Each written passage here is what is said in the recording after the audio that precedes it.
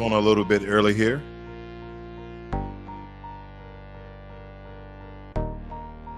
Good afternoon, everyone. This is Financial Literacy 101.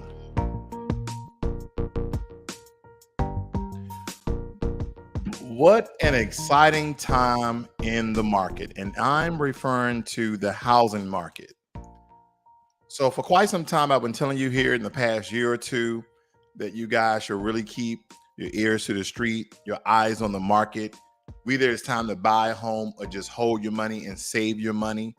And this is the video that's very important because we're almost there where you guys should start buying houses, either for your personal use, either for investment opportunities, etc. So we're going to break this down. We're going to give you some of the indicators, some of the alerts, some of the things that you should be looking for. And it's almost time for you guys to get in the market.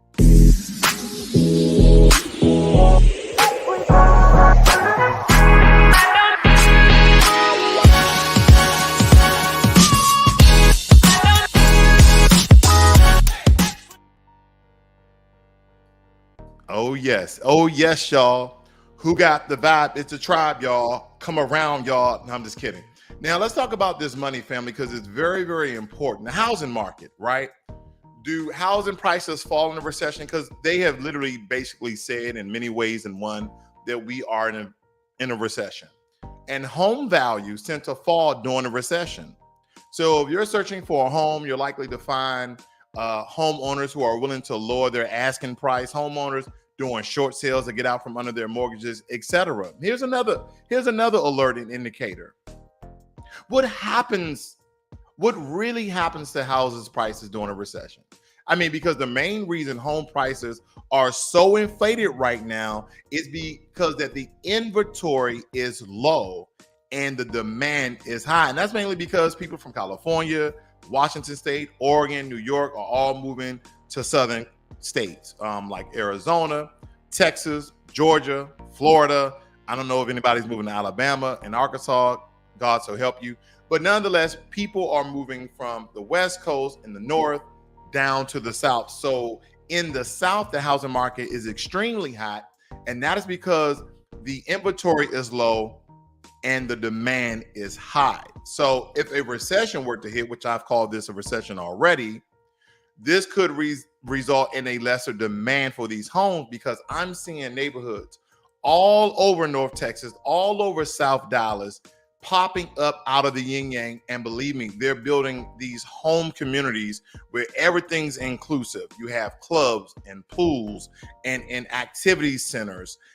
They have water parks in these communities. So they're trying to make them all inclusive. And here's another big tourist attraction to have these people to buy these homes in a community is that they're building elementary schools and they're building middle schools. So who are they catering to? They're catering to two large main generations. They are catering to Generation X, those who are just well in their career, making really good money. They're starting to having children now. And of course, the millennials, okay? Believe it or not, we're out of the millennials generation and we are inside of Generation Z, okay? Because the millennials are your sons and daughters who went off and got their college degree and now they're in the working force. So they are catering to these people where they say we built this large, all-inclusive neighborhood where you have all the amenities right there.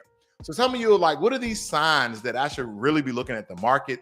What are these signs that I should be really to buy either for myself or for an investment opportunity? Because there is a shift happening in the housing market. Think about it, family. After more than a year of the soaring demand, exploding home prices, and increasing real estate sales, the market finally seems to be cooling off to a certain degree, right?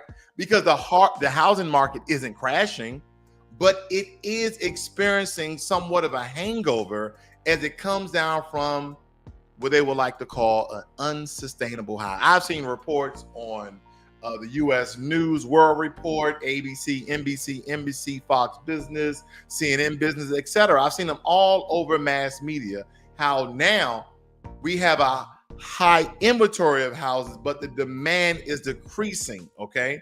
Mortgage rates have increased more than 2.5% this year. And we've been watching how the Feds increase their interest rates. So all of these are indicators that the bubble that we've all been talking about is about to pop, because the higher cost of financing a home have changed the calculation for many home buyers. As a result of this, year over year home sales have been dropping in recent months. But we really have been watching it, right? Because we're looking at the interest rate. They're like, what, 5%, 5.5%, 6%. Now, if you have great credit, then you understand that 5% for a home is pretty darn high. But in today's market, 5% is actually good, right? Because again, inflation, everyone is raising their rates. We are in a recession, but the housing market have no indicators that it will crash. Now, in a Fannie Mae survey on home buyer settlement, they showed a record of 79% of respondents said it's a bad time to buy a home. Remember I told you guys this maybe a couple of months ago. I said, hey, don't buy a house right now, man. If you have the money, go and buy a house. But my advice was to hold and save your money. This is not the time to buy a house. It's kind of like, why would you go out and buy a $300,000 home for $600,000? Why did I say that? Because in my neighborhood, my home is 3,800 square feet. We went to go look at some of the model homes that was one story. Mine was a two-story. That was rent style home, but they were only 2,500 square feet. Now, these homes prior this big boom in the housing market, these homes were going for around $280,000 to around $340,000. These homes today, that particular home in particular, was $650,000. Astronomical, right? Take, for instance, we bought this home for $390,000. This home today is worth $750,000. Yep. Jaw dropping. I know. See, while the market is still very young by historical standards, let's just go over some reasons why I essentially believe that this whole housing market thing is cooling off. I really do think it's cooling off. So here we go. The inventory of homes for sale is growing because with demand for homes outstripping supply, the inventory of homes for sale have been consistently declining year over year during the pandemic housing boom. What we're talking about low inventory in 2019, and it kept getting worse. We've seen a lot of expats and transplants from different states. Even myself, I'm from Washington, D.C., retired out of the military of Washington State, and I moved to Texas. So what I've done, this is actually normal. People are taking their 2-bedroom, 1-bathroom, $1 million homes from California, and they're moving to states like Texas. They're moving to states like Georgia and Florida. They're moving to states where they actually buy home cash price of the profit that they made from their previous home. Yes, they are. But there were signs in May that the inventory started to move in a different direction. And in some of these reports was coming from Realtor.com's data. In the most recent week, we saw active listings up from 13% of last year. What do you mean by active listing? Meaning that there was 13% more homes available than it was in the previous months before. Because seeing the number of homes increase is great news for buyers, because that is an alert, that is an indicator that home prices will begin to decline. They will begin to fall. See, it shifts the trend. And as we're seeing more homes, this should help balance the market, slowing down home price growth and increasing the time of the market. Because, ladies and gentlemen, you don't want to buy a home at top price. You want to buy like anything else, like your favorite apparel, your shirt, your jeans, your dresses, your suits, etc. You want to buy that thing on sale. You want to buy that thing on clearance. You don't want to buy when it first comes out. You don't want to do that. Because listen, in addition to the high cost pushing prospective buyers out of the market, part of the reason there are many listings is that more homeowners are deciding to what? Sell. More new listings entering the market in May than any other month since 2019. And again, this report of this survey is coming from Realtor.com. But home prices are showing a lot of sticking power. Price growth is going to slow, but I expect prices to stay very high for a particular time. But We're almost there. You should be keeping your wallets and your pocketbooks open, ready to invest or ready to move out of that apartment, ready to move out of that trailer park, ready to move in the current conditions you are into one of your dream homes or just to start a home, whatever situation you're in. So if home sellers can't get the price that they want, they're likely what? Not to put their houses on the market. But a lot of these sellers, you know what they did? They took their money and they left the United States of America. Yeah, they did. They took their money and they moved the hell out of America. Like, I got $1 million for my home. I go overseas. I go to Bali. I go to Cambodia. I go to Central America. I'm buying my home for $200,000, my dream home, with $800,000 in savings. This is what you call FIRE, financially independent, retiring early. That's something how it goes. So here's the thing. If you've been looking at homes, you may be noticing you haven't seen in a long time. You've seen price cuts, right? Because for a while, homes were selling so quickly and often with bidding wars, which I've seen out the yin yang. I'm seeing 30 people in line to go view a house, and at least half of these buyers are bidding. So think about that, family. If you're the home seller and you have 30 people lined up to see your house and 15 of them are putting in bids. So take, for instance, you put your house on the market. You say, you know what? I'm going to put it on there for $400,000. Yes, you can get a lot of would-be buyers to come by. And now you have a bidding war. Bidding war goes off of $400,000. And of course, these are probably increasing in increments of anywhere from $20,000 to $50,000. So next thing you know, your $400,000 home sold for $650,000. I know, good for you, great for you, horrible for them because they just had to be patient. But Americans aren't patient. We want everything now. Because here's the thing, price cuts that we saw in May were 10.5%. And that was up from 6.2% in May of 2021. Okay, but that doesn't mean there's a liquidation sale of houses. See, the share of homes with price reductions are higher now, but May's share is still lower than if we went back to 2017 because it is less competitive than last year, but it's still pretty competitive as we're looking at it. But believe it or not, if you compare this May to last year's May, it's a little less competitive. Here's another one. Real estate companies are literally firing people. They really are not hiring as many people. Now, this could be confusing depending on what market you are in. I'll tell you why. In Texas, there still are high-end real estate agents by the buttloads, literally. But in some states like California and New York, as people are selling their homes, a lot of these real estate companies like Century 21, Remax, Keller Williams, all these big conglomerate real estate companies, guess what they're not doing? They're not hiring as many as real estate agents as they once did. I mean, because when I was this week on Redfin, I know it's Monday, holiday, but this week, I think I saw it on either on Saturday or Sunday, Redfin said it cut about 8% of its employees and compensated it would reduce its workforce by 10%. So Redfin, very reputable. I know you heard of it. You probably haven't heard of Compass. They said they're going to cut their workforce by 10%. And the demand for Redfin services in May was 17% below expectation. That was a report that the CEO, Glenn Kelman, came out with. So today's layoff is a result of shortfalls in Redfin's revenue, meaning not too many people are buying and selling homes as they once were.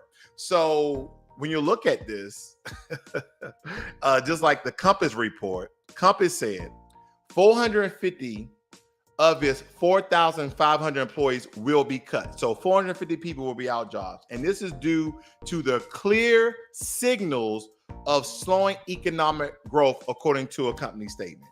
Now, you really haven't heard anything about unemployment, have you? Right. But when you get to a market, especially when it comes to homes, the one thing that America doesn't want to repeat is a recession of the 2008, 2009. So they're scrutinizing everything because these cuts follow other contractions in the real estate industry as a whole. I mean, as the red hot housing market has begun to small, it's really, believe it or not, cooling down. Here's another one. Mortgage applications, as we're looking at different reports from Realtor.com, Redfin, I'm looking at a lot of these reports that's coming out. They said that mortgage applications are actually slowing down, right? They spiked for a particular time, but now fewer loans are actually coming out of all of these particular banks. Because in the week of June 10th, okay, mortgage purchase applications were down 16% from a year earlier, according to the Mortgage Bankers Association, MBA, okay? They're down 16% from a year earlier, and this was this June 10th of this year. So purchase applications were down compared to last year as an ongoing inventory shortage and affordability challenge have cooled demand, coinciding with the rapid jump in mortgage rates. Okay, again, this comes from Mortgage Bankers Association. I make sure I want to give them credit for these reports. But with mortgage rates well above, and we talked about this in earlier the video, well above 5%, refinance activity was on fire when rates were at rock bottom during the pandemic has dried up. So running more than 70% lower than last year. And a lot of people are like, wait, whoa. Ross, what is your interest rate on your home mortgage? I tell them 2.25%. 2.25%. And I was getting letters from Rocket Mortgage. I was getting letters from all these reputable mortgage companies say, hey, do you want to do a cash out refi? And I would give them a call just to get the information. I was also intrigued by some of the offers, but not the interest rate. You know why? I say, hey, listen, so if I do a cash out refi, can you match the interest rate? I knew they couldn't. Can you match the interest rate that I'm currently in? Then they say, oh, okay, well, let's look at your loan. No. I said, my interest rate is 2.25. And what they want to do is, family, they want to get all of your financial information. Don't let them do that. Don't let them touch your credit. Don't let them put inquiries, because that's going to be a hard credit pull. Because here's what they do. Initially, they run a soft credit check to see if you can even afford to refi. Once they see that you can afford to refi, dealing with your credit, your debt to income ratio, now they want to do a hard pull so they can get the ball rolling. But you can't let them do that, especially if you don't want your interest rate to increase. Because here's the thing, I already knew the national average. I knew the national average was anywhere from 5% to 5.5 to 6%. And so I say, hey, listen, before you do all of that, can you match 2.25%? They said, well, sir, the current national average is 5%. I said, that wasn't my question. I know. It was a disingenuous conversation because I knew that they couldn't do it, but I just wanted the information nonetheless. Because here's the thing, family. Do you need the money? Yeah. I know some of you want to remodel your bathroom, your kitchen. Like myself, I'm on a patio. There's a lot of things you possibly want to do with the money, but do you want to do it at a higher price? Because here's the thing. Take, for instance, your home is $300,000 and you want to take out $100,000 cash out refi and your current interest rate is 2%. So now they're going to refi you for a $400,000 loan at a higher interest rate at 5%. I don't have my calculator here, unfortunately, but you get the drift that I'm getting at. Your mortgage payment is going to be more than double the amount that it was before. Because if you was at 2% and now you're at 5%, that's simple math. Double the money, add a little extra. There you go. It's too much damn money. Hopefully just stay with me, family, because this is important. Good afternoon, Jermaine Anderson, Focus Williams, and also Jay Darnell. Thank you, brothers, for listening in. Hopefully you have family members, friends, associates that can value this information. So please like, share, and if you haven't subscribed, do so as well for all the listeners, okay? And then last but not least, family, there's just fewer people shopping for homes right now. The advice I've been giving a lot of my compadres, a lot of my friends, associates, etc., people who just ask me questions, I say, hey, should I buy a house right now? I tell them no, don't do it. Just wait. See, here's the thing. Anytime that these empty houses are sitting around, these developers are getting frantic. They're getting upset. Why are people not buying the home? Because the price is too goddamn high. Okay. You're telling me because of COVID, logistical problems, import, export tax, that the price of lumber has went up, drywall has went up, pipes has went up, the price of concrete has went up. Guess what, family? Just hold it. Just hold your own. Those prices will go down because as the demand lowers and the inventory rises, guess what these large developers want to do? They want to cut their losses.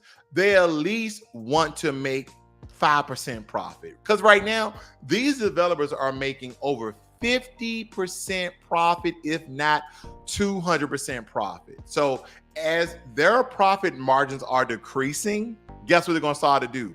Cut deals. That $650,000 home, all of a sudden is $500,000. That $500,000 home is all of a sudden $420,000. Yeah, just be patient. There's no rush.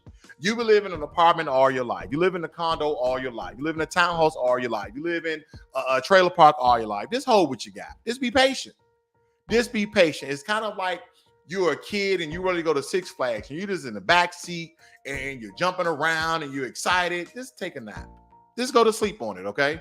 Because as I'm looking at a lot of these reports, right, there was an index report from Redfin. Yup, from Redfin. They said that this report is not from Redfin, but this to kind of give you some reports that I've seen out there.